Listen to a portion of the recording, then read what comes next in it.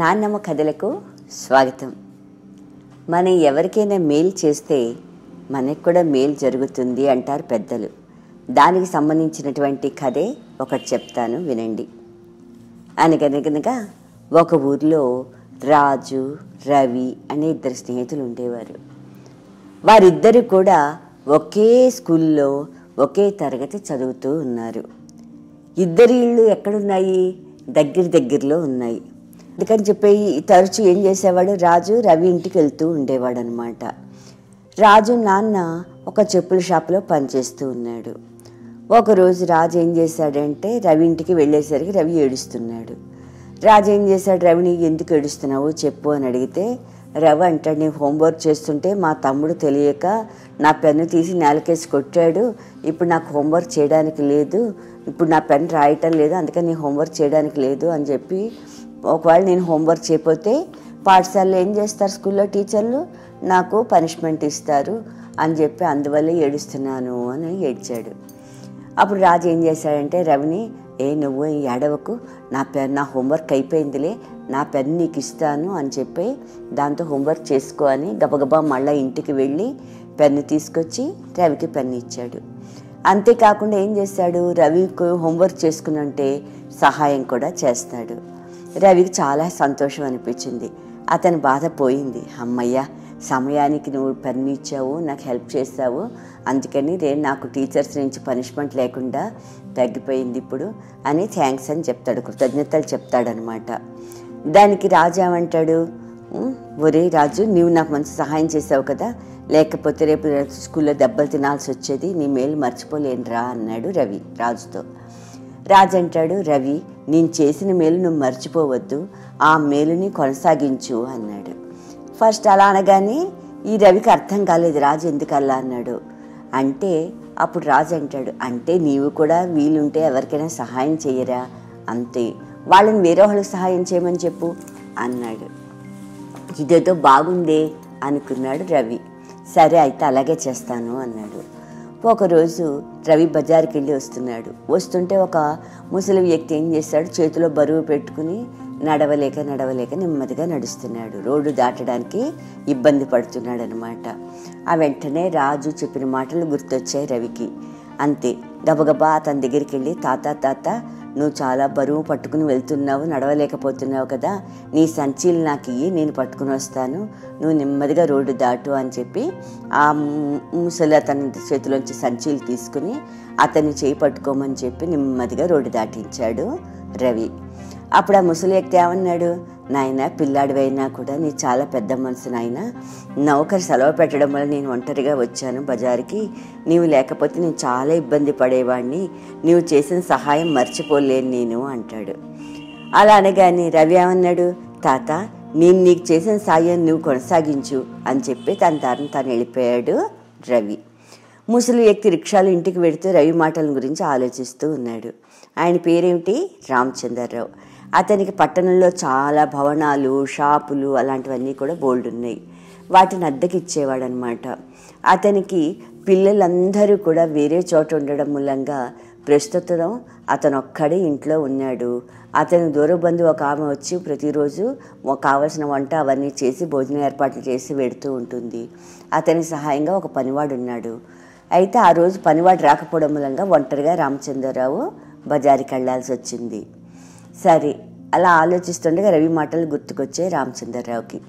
సరే, తాను కూడా ఎవరికైనా ఏదైనా సహాయం చెయ్యాలి అని అనుకుని ఏం చేశాడు, ఆ వంట చేసే వ్యక్తి ఆమె పేదరాలు కదా, అందుకే ఆమె భర్త చనిపోయాడు అనమాట. 2 ఆడపిల్లలు, ఒక కొడుకు ఉన్నారు. అయితే కొడుకు డిగ్రీ చదివాడే కానీ ఉద్యోగం ఇంకా రాలేదు. ఆ వంట ఆమె కొడుక్కి ఎక్కడ పని దొరక కూలి పని చేస్తుంటే ఆడపిల్లలేమో పాచి పనికి ఎడుతున్నారు. సరే, రామచంద్రరావు ఏం చేశాడంటే వంట మనిషి కుమారుడి చేత కర్రీ పాయింట్ ఒకటి ఏర్పాటు చేశాడు. దానికి కావాల్సిన పెట్టుబడి ఇదంతా కూడా తానే పెట్టాడనమాట. దాంతో ఇంకా అప్పటి నుంచి ఆ కుటుంబం చక్కగా ప్రతిరోజు తినగలుగుతోంది. అంటే కొంచెం ఆధారం దొరికింది వాళ్ళకి. వంట మనిషి ఆమె పిల్లలు రామచంద్రరావు పాదాలకు నమస్కరించి, మా జీవితాలకు దారి చూపించారు, మీ మేలు మేము జీవితంలో మర్చిపోలేము అంటారు. అప్పుడు ఆయన ఏమన్నాడు, నేను చేసిన మేలు మీరు కొనసాగించాలి అని చెప్పి రామచంద్రరావు కూడా వాళ్ళతో అన్నాడు. జీవితంలో ఏనాడూ పొందనంత ఆనందం కలిగింది ఆ రోజు రామచంద్రరావుకి. వంట మనిషి కుమారుడి పేరు రంగారావు. అతను ఏం చేశాడంటే ఇంకప్పటి నుంచి వ్యాపారంలో మునిగిపోయాడు. ఒకరోజు కూరల కోసం వచ్చే వారికి కూరలను వీస్తూ తీరిక లేకుండా బిజీగా ఉన్నాడు. అదే సమయంలో రోడ్డు మీద ఒక వ్యక్తి కళ్ళు తిరిగి పడిపోయాడు అనమాట. దారే పోయేవాళ్ళు ఎవరు అతను పెద్దగా పట్టించుకోలేదు. షాపులో వ్యాపారం చేస్తున్న రంగారావు ఈ విషయాన్ని గమనించి ఏం చేశాడు, గబగబా రోడ్డు మీదకి వెళ్ళి ఆ వ్యక్తి మొహం మీద నీళ్లు చల్లి అతన్ని లేపి జాగ్రత్తగా తన షాపులో కూర్చోబెట్టాడు. తర్వాత అతనికి కాస్త మంచినీళ్ళు అవన్నీ ఇచ్చి కొంచెము అలసట సేద తీరిన తర్వాత ఆ వ్యక్తిని గమనించాడనమాట. పని ఒత్తిడి ఉన్న తన కోసం రంగారావు పడిన శ్రమను గుర్తించాడు ఆ పడిపోయిన వ్యక్తి. నీవు చేసిన సహాయం మర్చిపోలేను, నేను ఒక రకంగా నా ప్రాణాలు కాపాడావు, నీవు చేసిన మేలుని జీవితాంతం గుర్తుంచుకుంటాను అన్నాడు కళ్ళు తిరిగి పడిపోయిన వ్యక్తి. అప్పుడు ఏమంటాడు, నేను రాఘవ షూ మార్ట్ యజమానిని. ఇంకా ఏమని చెప్పాడు అంతటితో ఊరుకోకుండా ఆ పడిపోయిన వ్యక్తి, నేను రాఘవ షూ మార్ట్ యజమానిని, నా పేరు రాఘవ అంటారు, నీకేం అవసరం వచ్చినా సరే నా దగ్గరికి వచ్చి నాతో సంప్రదించవచ్చు అని ఒక విజిటింగ్ కార్డు కూడా ఇచ్చి ఆ పడిపోయిన వ్యక్తి ఇప్పుడు సేద తీరిన తర్వాత వెళ్ళిపోతాడు. అప్పుడు రంగారావు ఏమన్నాడు రాఘవరావుతోటి, నేను ఒకరి సాయం వల్ల ఈ షాప్ పెట్టుకున్నాను, ఆయన దయతోటే ఇప్పుడు నేను నా చెల్లెలు కలిసి వ్యాపారాన్ని అభివృద్ధి చేస్తూ వస్తున్నాము, మీరు కూడా మరొక ఎవరికైనా సరే సహాయం చెయ్యండి, అదే చాలు, నా మేలుని మీరు కూడా కొనసాగించండి అన్నాడు. సరే అయితే రాఘవ ఇంటికి వెళ్ళిపోయాడు. భార్యకి ఈ విషయం చెప్పాడనమాట.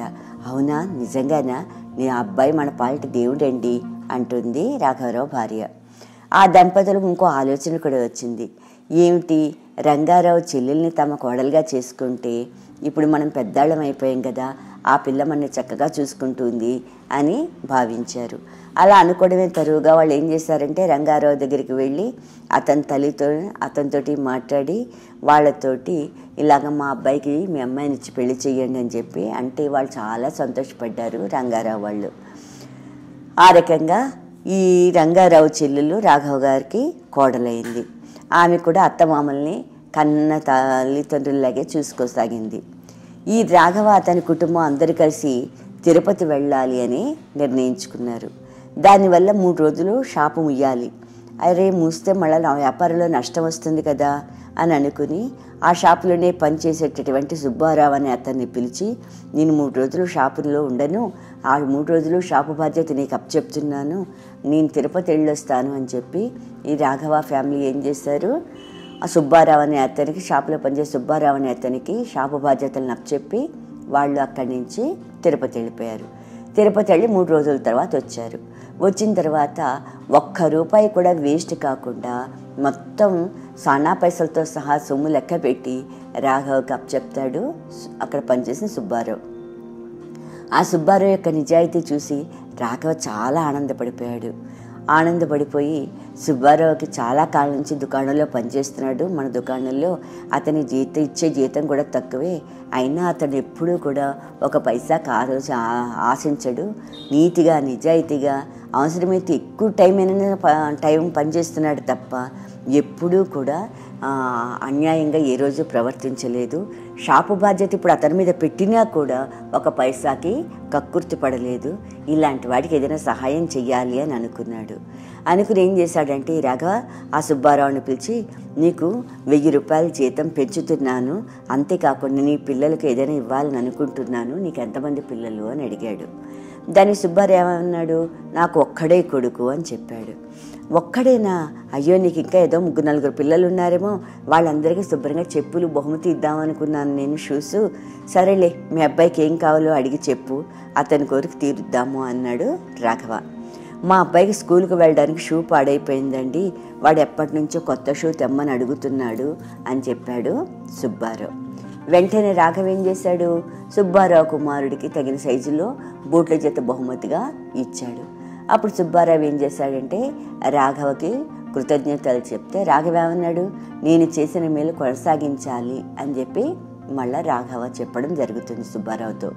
సుబ్బారావు సరే ఇంటికి వచ్చాడు. ఇంటికి వచ్చి కొడుకుని పిలిచాడు, కొత్త బూట్లు ఇచ్చాడు. ఆ పిల్లాడు ఏం చేస్తాడు, చాలా సంతోషపడిపోయాడు కొత్త బూట్లను చూసుకుని.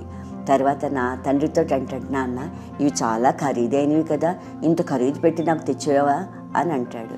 బాబు ఇవి నీకు కొనలేదురా, నా యజమాని నీకు బహుమతిగా ఇచ్చాడు. కృతజ్ఞతలు చెప్తే ఏమన్నాడో తెలుసా మా యజమాని, నేను చేసిన మేలుని కొనసాగించు అని కోరాడురా అని చెప్పాడు సుబ్బారావు కొడుకుతోటి.